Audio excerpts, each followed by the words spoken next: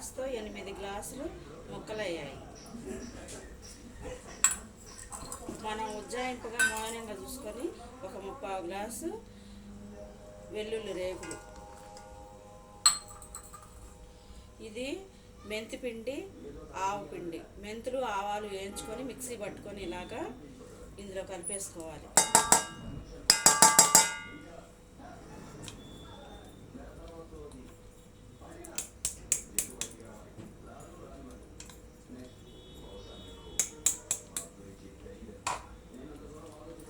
ఇది కల్లుప్పు ఎండలో పెట్టుకొని పొద్దునంతా ఇలా మిక్సీ పట్టుకోవాలి.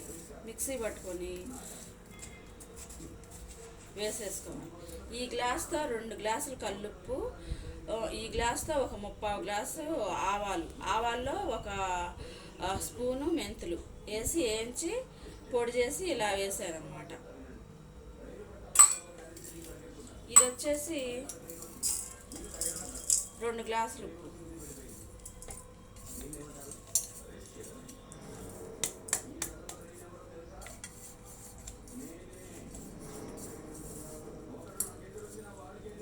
రెండు గ్లాసులు కల్లుప్పు ఫ్రెండ్స్. ఇది మొత్తం ఇలా వేసేసుకొని తర్వాత ఇది కారం. కారం కూడా మనం 2 గ్లాసులు ఉప్పు వేసుకున్నాం కదా కల్లుప్పు, ఇది 1 గ్లాస్ వేద్దాం సరిపోయింది. అంటే ఎక్కువ బాగా తినేవాళ్ళు కారంగా ఉండాలి అంటే ఇంకొక 1/2 గ్లాసు కూడా వేసుకోవచ్చు, ఏం కాదు.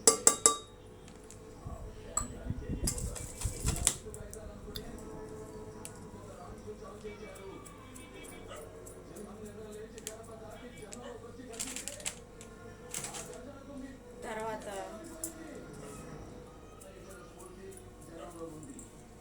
ఈ నూనెని ఇలా మిక్సింగ్ చేసేసుకుంటాం. ఇది 1/2 కేజీ శనగ నూనె ఫ్రెండ్స్. శనగ నూనె కాగబెట్టి ఇలా పోసుకోవాలి.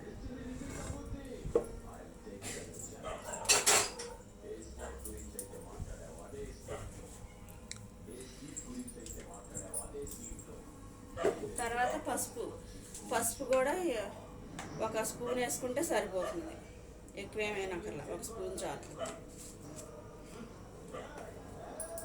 ఇవి రసాలు ఫ్రెండ్స్, రసాలు కాయలు.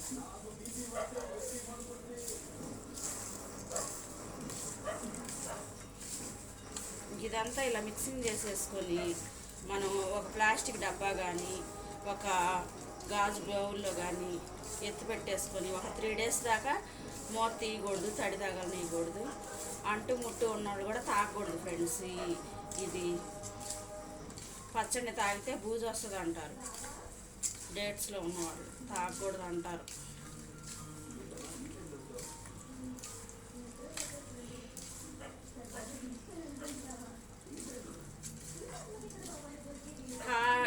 ఇది సంవత్సరం ఉన్నా కానీ మొక్క కరకరలాడితే చక్కగా బాగుంటుంది. మొక్క చెదరదు, చక్కగా బాగుంటుంది, కమ్మగా ఉంటుంది.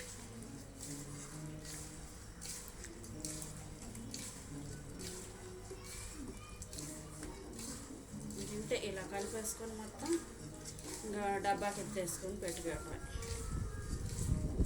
1 వారం రోజులు 10 రోజుల తర్వాత తీసి వాడుకొని తినేసేయచ్చు. బాగుంటుంది, కమ్మగా ఉంటుంది. కొంతమంది శనగ నూనె బదులు పప్పు నూనె వేసుకుంటారు, నువ్వుల నూనె.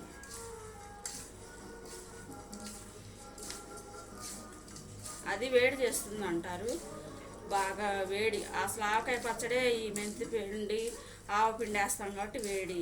ఇక మళ్ళీ పప్పు నూనె వేసుకుంటే ఇంకొంచెం వేడి చేస్తుంది. అందుకని మేము ఈ శనగ నూనె కాగబెట్టి పోసుకుంటాం చల్లార్చుకొని.